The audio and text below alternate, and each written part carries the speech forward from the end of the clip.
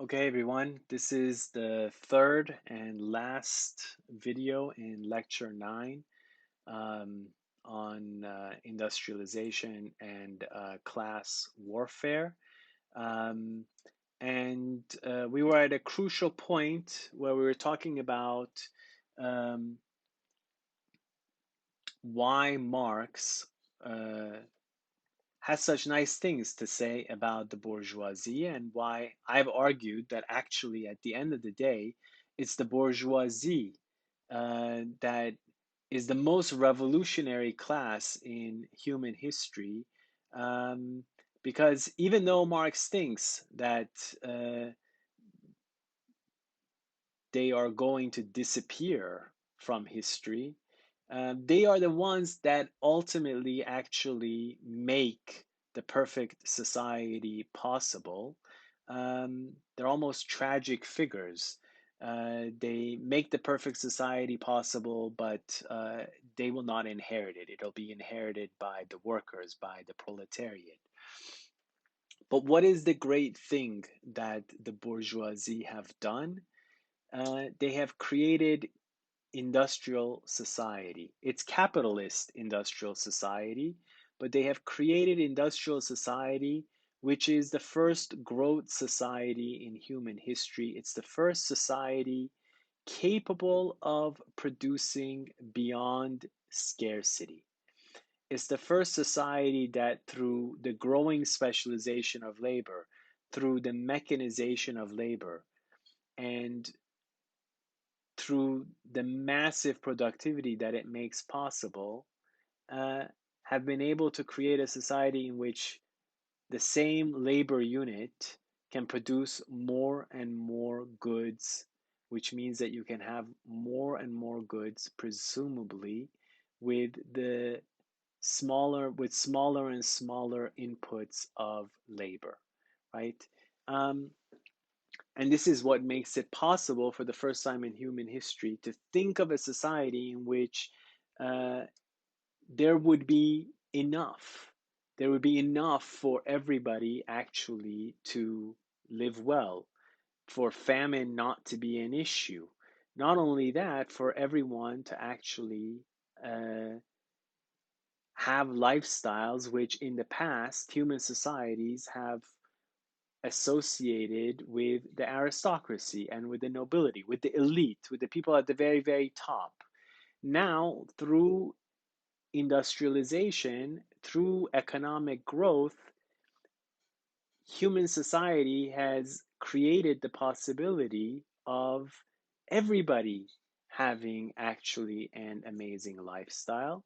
And as you'll see, Marx will make the argument that not only has industrialization and economic growth made this possible, he makes the argument that it has made it necessary. This is actually the fundamental insight uh, in Marxist thinking. The idea that industrialization and economic growth, a society beyond scarcity, not only makes possible a society of general prosperity in which everyone can have an amazing lifestyle, it makes necessary, he will argue, such a society.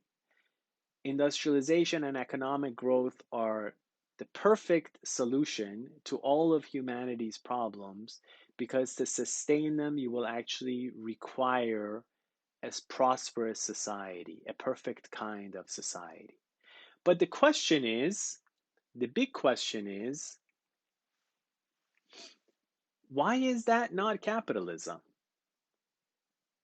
Why is it that capitalism, that has created the society of growth, this is why I'm saying Marx gives so much credit to the bourgeoisie, if capitalism has created the growth society and economic growth for the first time in human history, if it's made possible this constant revolution in production and in consumption, right? In which after each generation, the society redefines itself, right? And takes something that an elite has, and through the productivity of the society, can potentially make that possible for everybody. And then again and again, the society destroys what it had done in the past to create something ever better in the future. This is why it is the society of innovation, right? But if this is what capitalism is, um, why, according to Marx, is it bound to collapse? Why is it not going to work? What's wrong with it? Um, and Marx argues that there's actually a fundamental contradiction in capitalism, which is the reason why it can't potentially actually sustain this growth for which it has been, for the first time in human history, responsible. Very often, when people read Marx um, or just think about Marx, they think that the engine for this revolutionary change in society, in his eyes, is something moral, right? It's so horrible that the proletariat are being exploited as if they're just pieces of machine, essentially, to buy and sell by the bourgeoisie who only care about making more and more money. Uh, and so one day, eventually, the proletariat will wake up, will see that they're the ones who are actually the producers, and that the bourgeoisie don't bring anything to the table other than the money that they make from their work. And eventually, through this uh, moral indignation and through this growing consciousness of their own importance in the production process, and moral outrage of being exploited by the bourgeoisie, this will lead to a revolution against the bourgeoisie. This is very often what people take for granted, that this they think this is what Marx is saying. But this is really not what Marx is saying.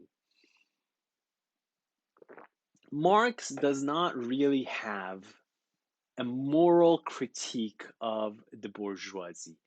He has a moral critique in a sense of capitalism as a system, right? Which we're going to talk about when we talk about his idea of the alienation of labor. There is something that he thinks is very dehumanizing and devaluing of humanity in the way that capitalism functions.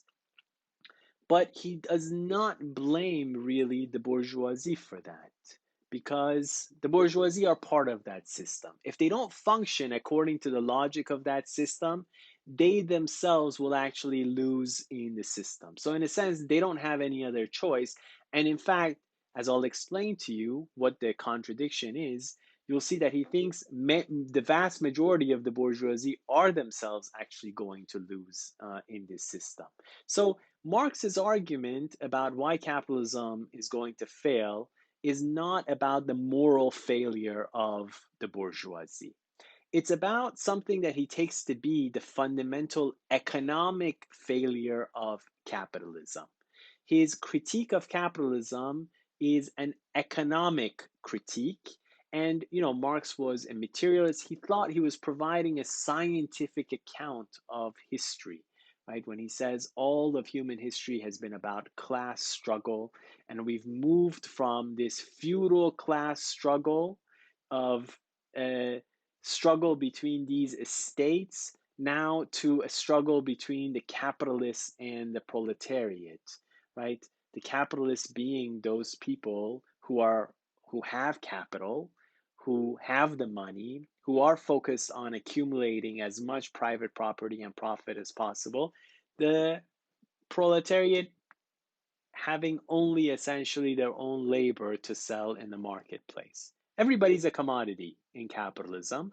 In the case of the proletariat, that is essentially themselves. All they have to sell is themselves in the marketplace. But then, why is it that this revolutionary system of growth, from an economic and for Marx, from a scientific perspective, uh, is bound ultimately to fail? right?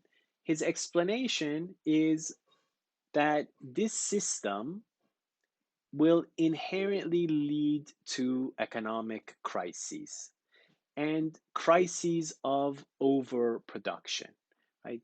Uh, Marx, when I tell you that he was saw himself as a scientist, and he was a social scientist, and he spent 20 years in the British Museum, poring over data from precisely industrial enterprises and looking at their situation, looking at the situation of uh, the working classes and how the economy was being transformed over time.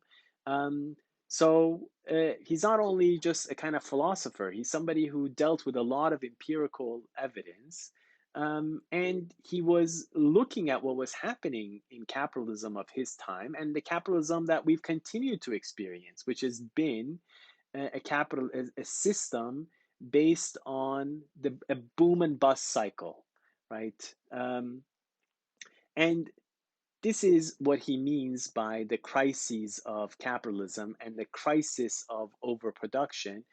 Why do we have economic crises? Because um, in the boom and bust cycle of capitalism, during the boom, a great deal is produced, and then at a certain point, there's not actually enough demand in the system for what has been produced, and it leads to a bust cycle essentially, right? And certain economists view this cycle as part of almost kind of the way in which the capitalist system breeds in and breeds out.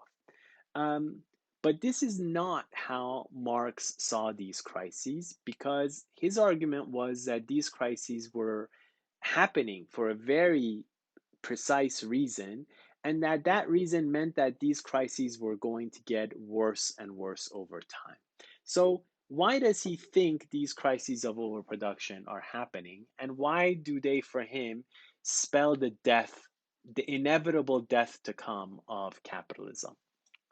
We'll think about a system of mechanized production, which, remember, there's been growing specialization of labor and productivity, but it's now through the mechanization of labor.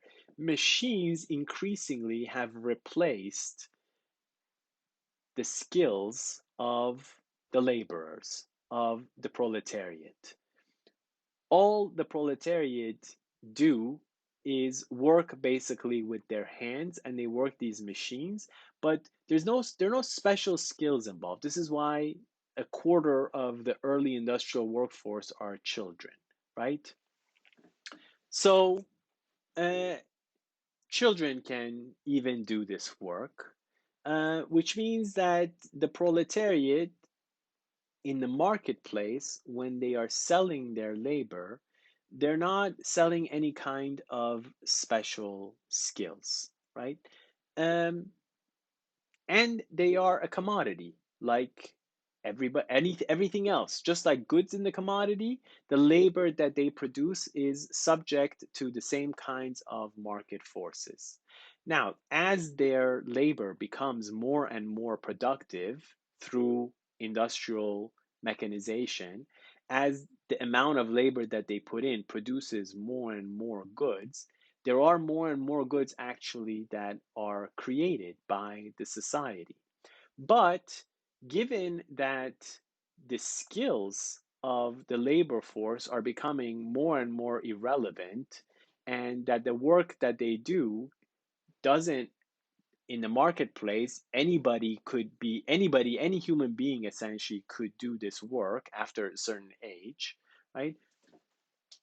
You have workers in the marketplace then that don't have any special skills.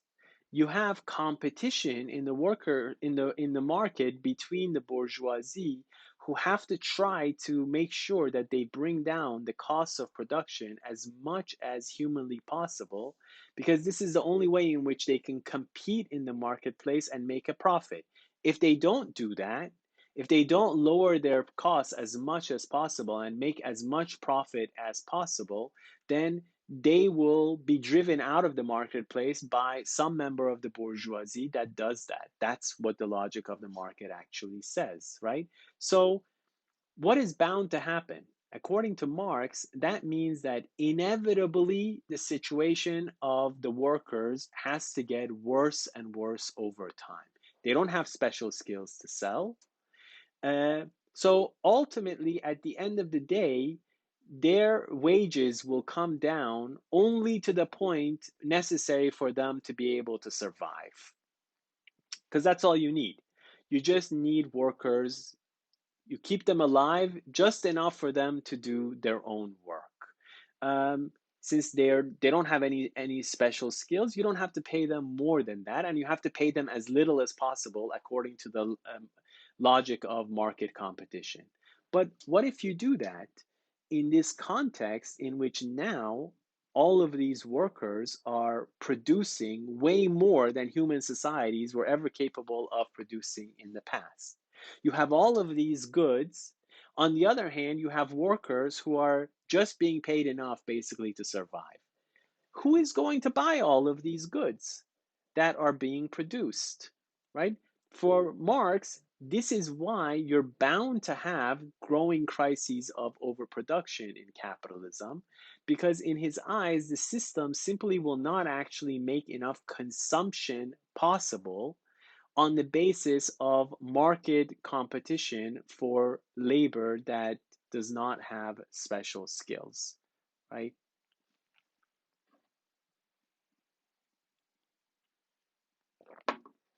I'm going to read you the part of the text where he talks about this. This is on page 478, and it is the third line in the third paragraph on the page. The paragraph starting a similar movement, and it starts for many a decade. Marx says, for many a decade past, the history of industry and commerce is but the history of the revolt of modern productive forces against modern conditions of production, against the property relations that are the conditions for the existence of the bourgeoisie and of its rule. It is enough to mention the commercial crises that by periodical return put on its trial each time more threateningly the existence of the entire bourgeois society. In these crises, a great part not only of the existing products, but also of the previously created productive forces are periodically destroyed. In these crises, there breaks out an epidemic that in all earlier epochs would have seemed an absurdity, the epidemic of overproduction. Society suddenly finds itself put back into a state of momentary barbarism. It appears as if a famine, a universal war of devastation, had cut off the supply of every means of subsistence. Industry and commerce seem to be destroyed. And why? Because there is too much civilization, too much, too much means of subsistence, too much industry, too much commerce. The productive forces at the disposal of society no longer tend to further the development of the conditions of bourgeois property. On the contrary, they have become too powerful for these conditions, by which they are fettered, and so soon as they overcome these fetters, they bring disorder into the whole of bourgeois society, endanger the existence of bourgeois property. Right? Think about this. This is what Marx is saying. For all of human history, the problem was scarcity. The problem was famine. The problem was that there simply was not enough. Somehow, now in capitalism, we've come into a situation in which there's too much. The system is failing because there is way more that can actually be consumed on the basis of uh, capitalist production and distribution than the system can actually produce, right? None of our factories run at 100%. In many contexts, governments, for example, give subsidies, give money to farmers not to produce. From Marx's perspective, it's like, isn't that crazy? Isn't it crazy that we could actually produce a lot more and make sure that everybody can actually have it, but somehow in a system where we can have the problem that there can be too much, which is what overproduction basically means. And he thinks, why does this happen? because the very people who produce the goods, the workers, are not actually given the opportunity to consume the things that they produce. In the very plenty that they produce, their situation will get worse over time. Now, when Marx says this, he's looking at a period of time in these industrialized cities, right? Uh, which were horrendous realities. And in the first generations of industrialization, the situation of workers did actually deteriorate. Um, and that's in a way what Marx was seeing, and he extrapolated to that to this is going to continue happening. The situation of workers is going to continue to get worse and worse over time. Uh, he ended up being wrong about this expectation. And we'll talk about that during the class time. Why was Marx actually proven wrong? The explanation is surprising and paradoxical and kind of ironic. Um, it has to do with the workers themselves and the very people that he inspired, in a way, coming to make the capitalist system actually work. Um, but uh, his argument then for why capitalism will fail is a consumerist argument. This is what's a little bit surprising and why many people today reading Marx don't quite understand him. Because today we usually associate um, the left, right? And Marx is obviously the great hero and prophet of the left. We associate the left often with critiques of consumerism, right? Um, there's something wrong with thinking that the whole point of life is somehow simply to consume and go shopping, right? Um, but Marx has a very different critique of capitalism because his critique of capitalism is actually that it does not make enough consumption possible. His goal is essentially a consumer society in which as much as possible can be produced and consumed. And his argument is to the extent that that does not happen, if you have a society of mass production, his insight is you have to have mass prosperity. If you have mass production, but you don't have enough mass consumption, the system is bound to fail. And his argument for why capitalism was even able to survive these crises at all was through its growing globalization. When there was overproduction in one context, what would the bourgeoisie do? They would internationalize the market even more, go elsewhere, tap existing wealth wherever it existed to create demand in the system again. But that just meant that the situation would just get worse in the next crisis. It would become ever more all encompassing. And eventually, the system would collapse under its own weight, right? Eventually, the proletariat would become conscious of what would become necessary to create a system in which the producers are actually also the consumers, and they would organize society. There would be a revolutionary shift in which the system would no longer be focused on profits and on extending capital. It would instead now come to focus on consumption, on producing as much as possible so as many people as possible can consume, which Marx argued in an industrial system cannot be done through competition. It can only be done through communal organization of production and distribution. But in his vision, communist society is not somehow some kind of a miserable society in which everybody is the same. We all eat and consume the same crappy stuff. It's the exact opposite. His idea of communism is think of a society in which everybody drives Porsches. Everybody has actually the best that we can produce. A society in which, for the first time, instead of of it as everybody is the same, for the first time in human history, people will not be defined by their classes. People will finally, for the first time, actually become individuals, right? They will now produce because they are self motivated. They are passionate about what it is that they themselves want to do in life. And that's everybody will get the best, and people will do what it is that they want actually to do. And uh, not only is this possible, for Marx, this is absolutely necessary because now we are in a society of mass production in which everybody has to benefit. And if they don't, the system will actually fail, right?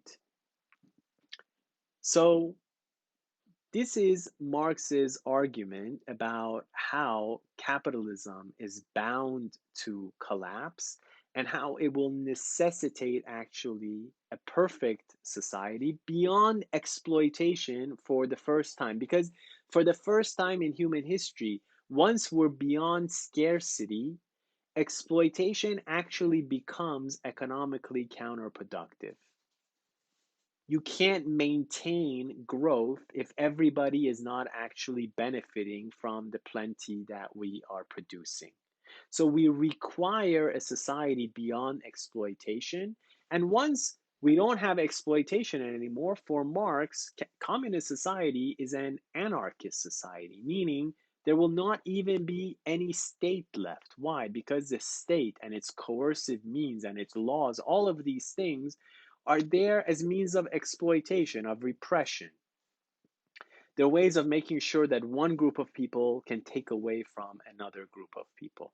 But if there's not exploitation anymore, there won't be any necessity for a state. So imagine Marx's, you have to think of what he's envisioning. Again, don't envision these rather horrendous one party communist states in which you have planned economies so that people have not really very good consumer goods of any kind, right? And everybody's there's a division between the elite in the party and the rest of the society, right? That basically have to obey. Um, that's not Marx's vision at all of what communism is supposed to look like. Like I said, imagine actually a consumer paradise in which we can keep making progress. And the great scientists and the great artists for Marx have always produced but through their passion. They would continue to do so. But now, what they did, and the very great plenty that they produced through their genius, would go to make sure that everybody is doing well and that everybody is contributing on their own individual level. And so everybody benefiting from it. And for Marx, that's the only way in which an industrial society, a society of mass production, actually can sustain itself and can sustain growth. We'll come back to this and the question of the relevance of this um, during class time. Uh, in the next few minutes, though, what I simply want to do is talk about the second half of the Communist Manifesto and those 10 pages on estranged labor, on the alienation of labor, because I think this will actually get out Marx's systematic critique of capitalism, which is a critique not only simply on an economic level, which it is, I've already explained that to you, but also on a psychological level, on an emotional level. Why Marx thought capitalism not only is bound to fail on an economic level, but it dehumanizes us. It actually makes human life increasingly meaningless over time. Something which we're going to talk about more by the end of the course. Marx starts out with that second part of the Communist Manifesto, actually answering criticisms from liberals, from the bourgeoisie, right? So some of these criticisms are you communists, by destroying property, you're going to destroy meritocracy. You're going to destroy the hard earned effort of people. Communism would be a system that would have absolutely no incentives. If you're in a system in which everybody ends up getting the same, why would you work? Why would you do anything? You could get the same without working. So why would you do anything? Um, Without property, without privately earned property, there are no incentives, there is no meritocracy. And so this system of innovation would essentially come to a halt. Remember, that was Adam Smith's argument about why England had done increasingly well in the context of growing market dynamics. Because he said, as opposed to other countries, it actually guaranteed people's privately earned property.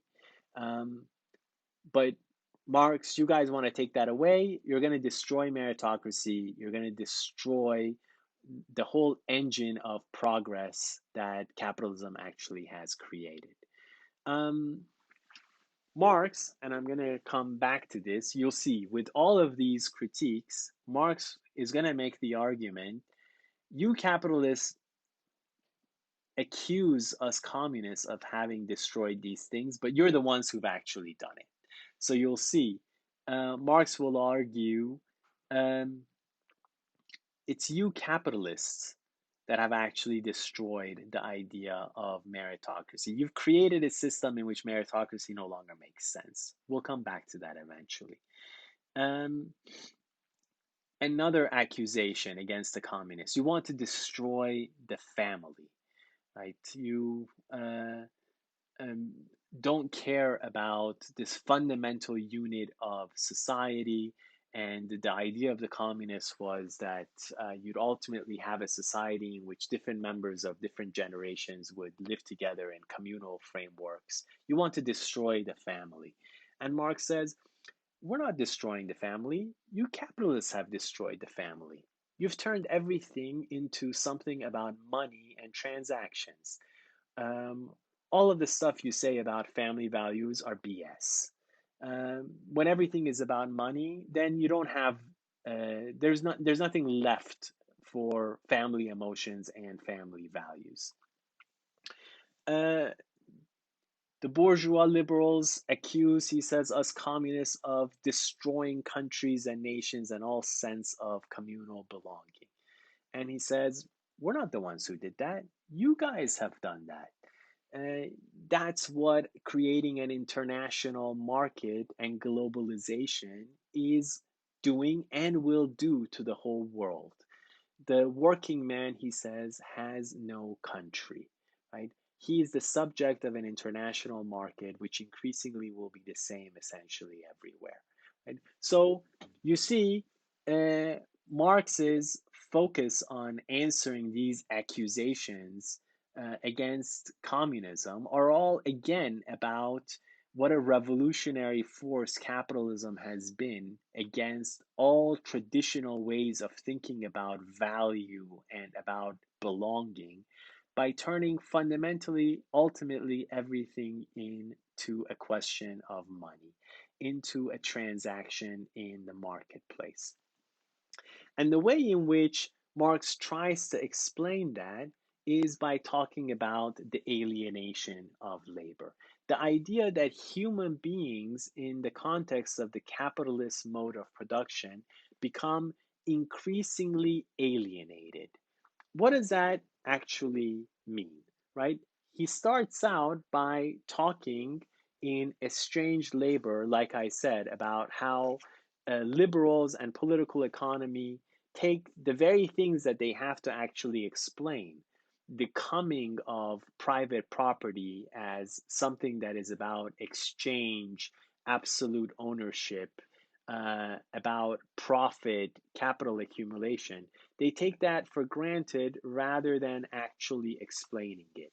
But he says if you want to actually understand it, you have to look at what it means in the case of the people who make the system actually work, which are the workers themselves. And in their case, he says what private property really means is alienation. What it really means is that the more they produce, the less they actually end up getting in the system. And this, he says, causes three levels of alienation. He says workers are alienated from what they actually produce in the system. He says that people in capitalism become alienated from themselves, from their labor. And third, and most important, he says capitalism alienates us from our humanity. It dehumanizes us. It takes away the actual meaning of what it is to be a human being. Let's follow all these three quickly. Number one, we are alienated in capitalism from what we produce. Those factory workers, the things that they produce, right? They produce them, but what they produce comes actually to stand against them, Marx says. Um, what does that mean? It's that what they produce uh, is not seen as their work in any sense. And the moment that it's finished and it goes out of the factory, not only does it no longer have any connection with them, it actually stands against them. It determines the very nature of their life. What they produce becomes more important than them, depending on how it does, whether it does well in the marketplace or it doesn't do well in the marketplace. The objects that they produce actually determine their life, whether they'll have a job, whether they can live, whether they can eat, right? So what they produce comes to actually control their life. This is the sense in which we become alienated from what we produce. Instead of seeing what the workers, seeing what they produce as um, a reflection of their effort and of their work. Instead, what they produce becomes a kind of alien world around them that determines their own life.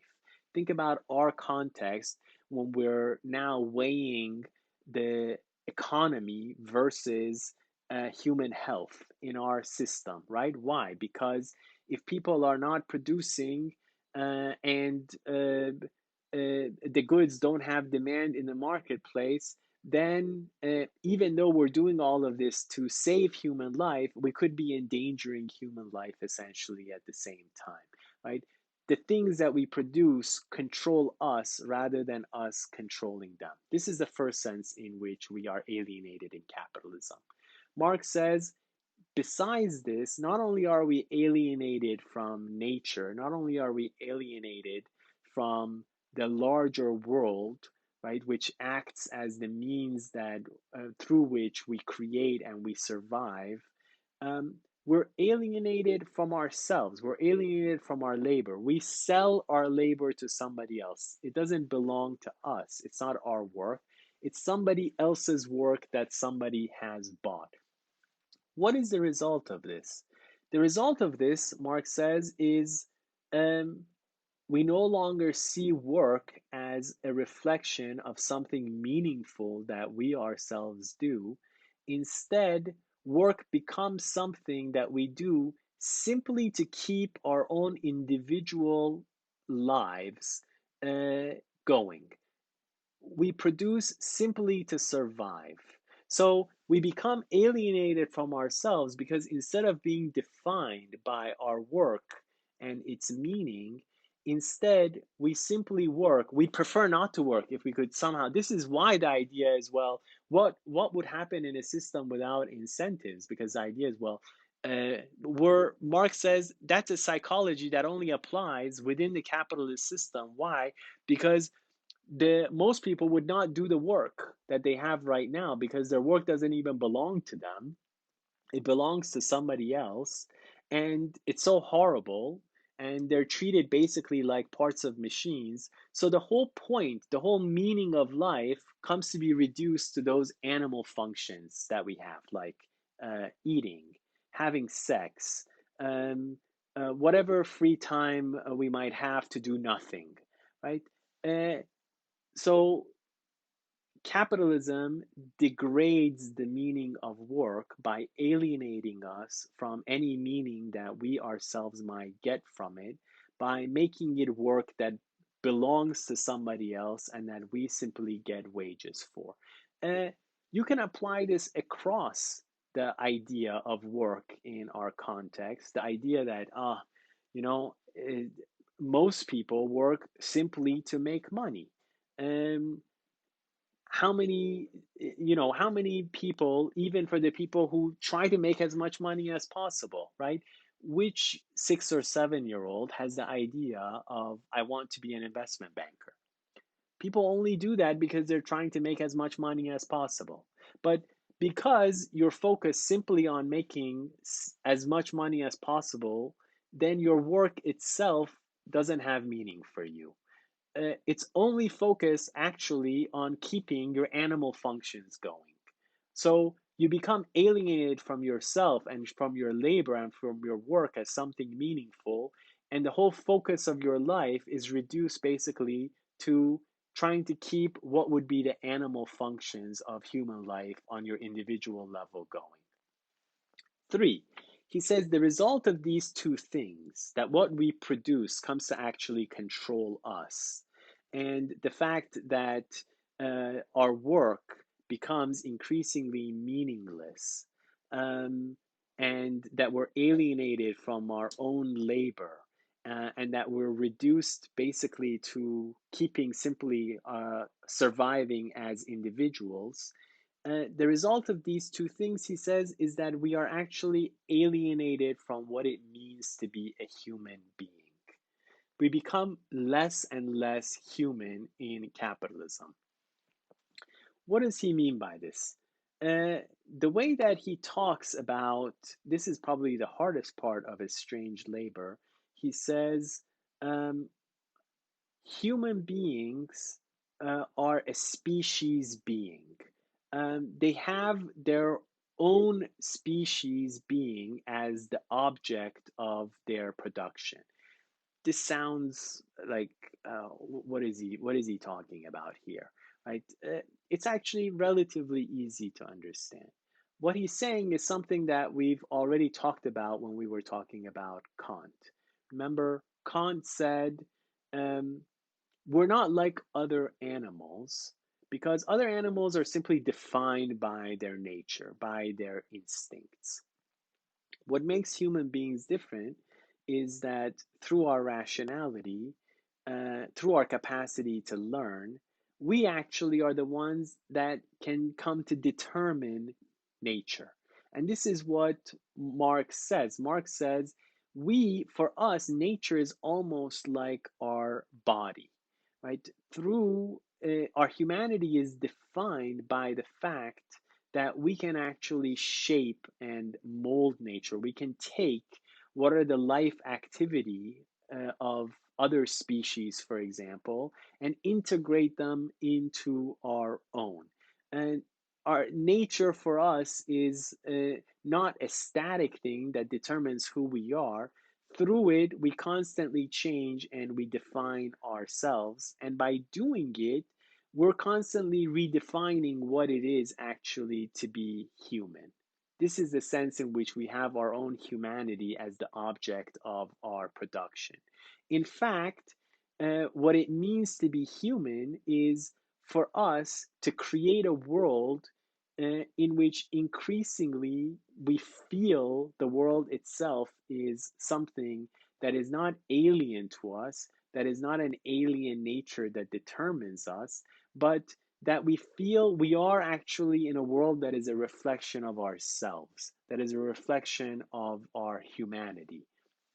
It's a very interesting, you know, when different thinkers started to think about animal rights, for example, Kant, one of the first people to discuss the idea of whether animals have rights or not, talked about it in the context of how animals that come into our world, that come into our households, our pets, etc., they should be thought of as having certain rights, not because of their animal character, but because they've actually been humanized through the interaction with us. And so it's a measure of our humanity that we actually grant animals certain rights. And this is the sense in which Marx is arguing that our humanity is about changing the world increasingly actually to be a kind of reflection of our own humanity.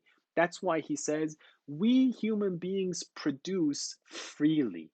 We produce not only under the strain of trying to just feed and clothe ourselves, we also produce according to the laws of beauty. That's why we have human freedom, because we can actually humanize the world. That's what beauty and art are. They're a humanized nature, they're a humanized world. But that's exactly what goes out the door once we are alienated from what it is that we produce, and the process of our production becomes a meaningless one that is only focused on keeping ourselves alive as animals. Then, instead of being free, right, instead of being free producers who create in a meaningful way and then see themselves in the world, instead, we are now living in a world in which uh, that creativity is taken away from us, and we basically produced in such a way simply to keep ourselves going as animals. This is the sense in which we are alienated from what we produce, from ourselves, and alienated from our humanity.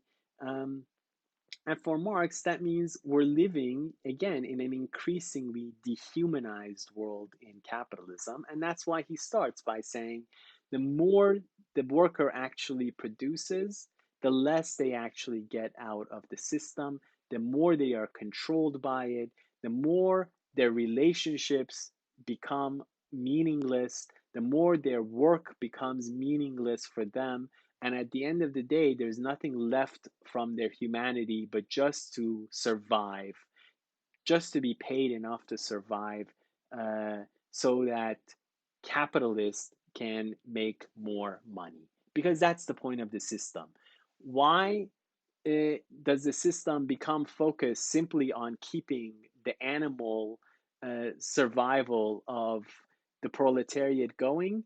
To create private property for the bourgeoisie. So all of these alienations are reproduced in the fundamental alienation that we feel between each other on the part of workers who are reduced to a commodity, to capitalists whose whole focus in life becomes to have as much as possible. And this is then the shift that Marx is talking about in going from capitalism, in the way that he thinks about it, to communism. He says in bourgeois society, living labor is but a means to increase accumulated labor. In communist society, accumulated labor is but a means to widen, to enrich, to promote the existence of the laborer. In bourgeois society, therefore, the past dominates the present. In communist society, the present dominates the past. So in capitalist society, the whole focus is certainly not, as he sees it, on the consumption, on people being able to actually use all of these things that we're now in a position to produce. The whole focus is on trying to make sure that we have as much, more and more private property, more and more capital. In communist society, it would be the reverse. We create a society focused actually on people's needs, on consumption. This is why he says in bourgeois society, the past dominates the present. Capital is the accumulated labor of humanity over time. And in capitalism, we're focused on expanding that accumulated labor as much as possible.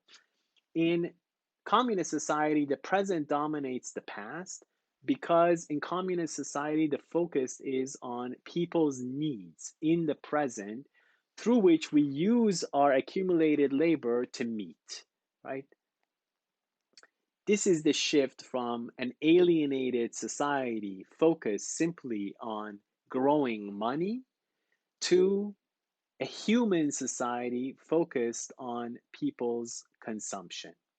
And this is then the last note. I'm going to go back to Marx's discussion about when the bourgeoisie accused the communists of destroying meritocracy, of destroying um,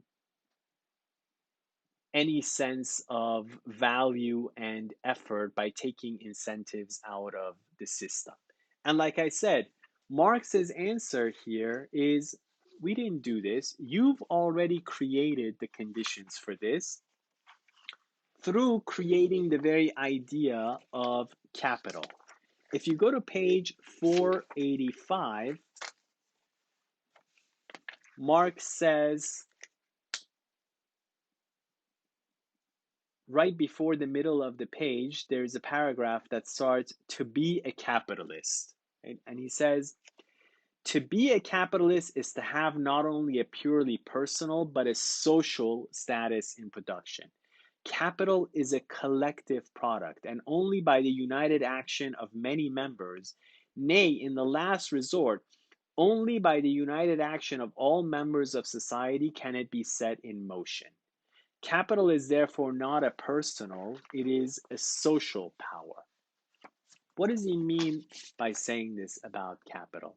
He's saying, you know what? The idea of meritocracy, this idea that uh, you should get what you deserve through your own effort, could have made sense in the age of artisans when somebody went, got all kinds of material supplies. Let's say they're a shoemaker, they got the leather, they put it all together, they put the sole on, and at the very end, they created a shoe, and you could say, okay, this shoe was the work of this person.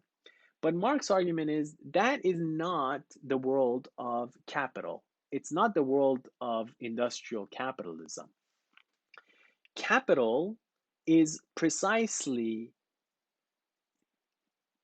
the property that is produced from collective labor.